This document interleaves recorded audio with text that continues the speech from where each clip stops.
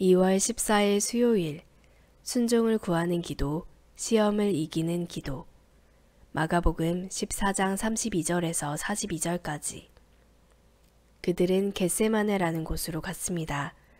예수께서 제자들에게 내가 기도하는 동안 여기 앉아 있으라 하시고 베드로와 야고보와 요한만 따로 데리고 가셨습니다. 그리고 매우 근심에 잠겨 괴로워하셨습니다. 예수께서 그들에게 말씀하셨습니다. 내 마음이 너무 괴로워 죽을 지경이다. 너희는 여기 머물러 깨어 있으라.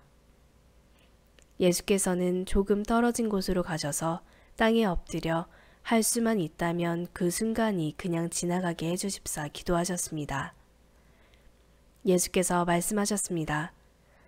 아바 아버지여, 아버지께서는 모든 일이 가능하시니 이 잔을 내게서 거두어 주십시오. 그러나 내 뜻대로 하지 마시고 아버지의 뜻대로 하십시오. 그리고 나서 제자들에게 돌아와 보시니 그들은 자고 있었습니다. 예수께서 베드로에게 말씀하셨습니다. 시몬아, 자고 있느냐? 내가 1시간도 깨어있지 못하겠느냐? 시험에 들지 않도록 깨어서 기도하여라. 마음은 간절한데 육신이 약하구나. 예수께서는 다시 한번 가셔서 똑같은 말씀으로 기도하셨습니다. 그러고는 다시 오셔서 보시니 그들은 또 잠이 들어 있었습니다. 제자들이 너무 졸려 눈을 뜰 수가 없었던 것입니다. 그들은 예수께 무슨 말을 해야 좋을지 몰랐습니다. 예수께서 세 번째 그들에게 돌아오셔서 말씀하셨습니다. 아직도 졸며 쉬고 있느냐? 이제 됐다. 때가 왔구나. 보라, 인자가 배반당해 죄인들의 손에 넘겨지게 됐다. 일어나라, 가자. 저기 나를 배반할 자가 오고 있다. 오늘의 말씀 요약. 겟세마네에서 예수님은 아버지의 뜻대로 하시길 간구합니다. 예수님은 잠자는 제자들을 보시고 그들에게 시험에 들지 않게 깨어 기도하라고 말씀하신 후 다시 가서 동일한 기도를 하십니다. 세 번째로 제자들에게 오신 주님은 인자가 죄인의 손에 넘겨질 때가 왔으니 함께 가자고 하십니다. 본문 해설, 겟세마네 기도 14장 32절에서 36절까지. 겟세마네 기도는 십자가를 지시기 위한 예수님의 마지막 영적 전투 현장입니다. 예수님은 유다를 제외한 11제자와 겟세마네로 가셔서 기도로 십자가 죽음을 준비하십니다. 앞으로 있을 유다의 배반과 제자들의 떠남, 그리고 십자가에서 감내해야 할 하나님과의 단절로 인한 고통 등으로 예수님의 마음은 죽을 만큼 깊은 괴로움을 느끼십니다. 예수님은 죄 없는 하나님의 아들이심에도 인간의 모든 고난을 아십니다. 예수님은 자신이 마실 고난의 잔인 십자가를 옮겨달라고 간구하시면서도 결국 하나님 뜻대로 이루어지길 기도하십니다.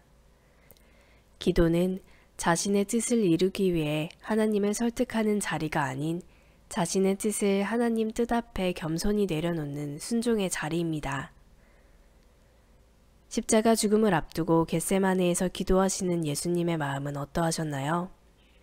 내 뜻을 내려놓고 하나님 뜻에 온전히 순종할 일은 무엇인가요?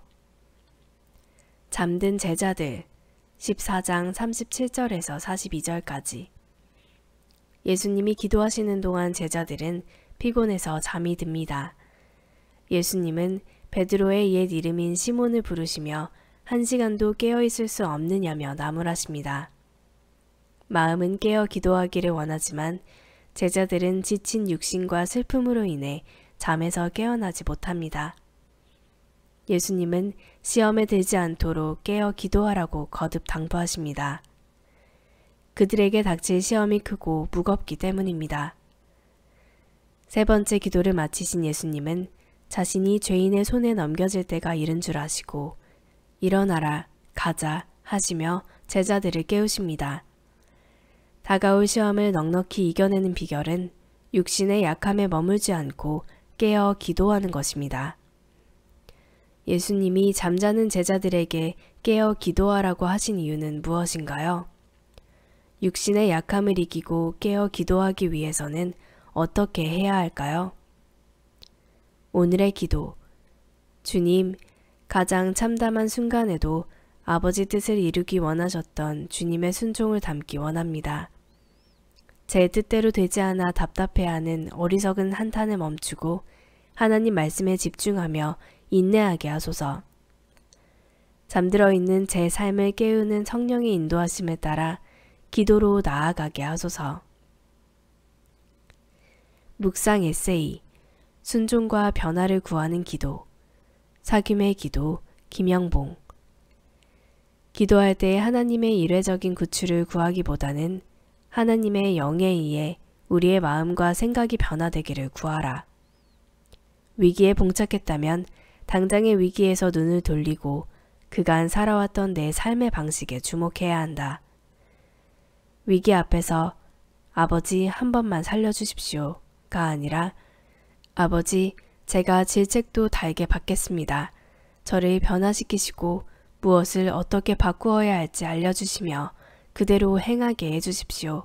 라는 기도를 드려야 한다. 내가 사는 지역에는 경기가 한창 좋을 때 무리해서 부동산을 사들였다가 고통받는 사람이 많았다. 이런 경우 A라는 사람이 이렇게 기도했다고 하자. 하나님, 저만은 살려주십시오. 재산을 잃지 않도록 기적을 허락해 주십시오. 반면 B라는 사람은 아버지, 저를 불쌍히 여겨주십시오. 제가 죄인입니다. 그동안 제가 잘못 살았습니다. 저로 하여금 이 연단을 통해 다시 빚어지게 하옵소서 라고 기도했다. A는 기적같이 재산의 상당 부분을 지켰고 B는 전 재산을 잃고 처음부터 다시 시작하게 되었다고 하자. 외적으로는 A가 더 잘 되었다고 할 수 있지만 과연 그것이 하나님의 축복일까? 얼마 후면 A는 동일한 위기를 만날 가능성이 크고 결국 제어되지 않은 욕망에 의해 무너지기 쉽다. 그러나 B는 바른 마음으로 다시 시작해 견고한 믿음으로 자라갈 것이다. 삶의 위기를 만날 때 새로 지어짐을 위해 기도하라는 것은 이런 의미이다. 한절 묵상. 마가복음 14장 42절. 제자들이 예수님의 길을 따르지 못한 것은 두려움 때문입니다. 주님은 제자들에게 일어나서 가자고 말씀하십니다. 이에 제자들은 예수님과 함께 나서지만 결국 그들 중 단 한 명도 끝까지 예수님을 따른 사람은 없었습니다. 고난당하시는 예수님을 본 그들 마음에 생긴 두려움 때문입니다. 제자의 길은 평안한 길이 아니라 죽을 수도 있는 골고다 길입니다. 무리는 평안한 길을 선택하지만 제자는 예수님이 가신 골고다 길을 선택합니다.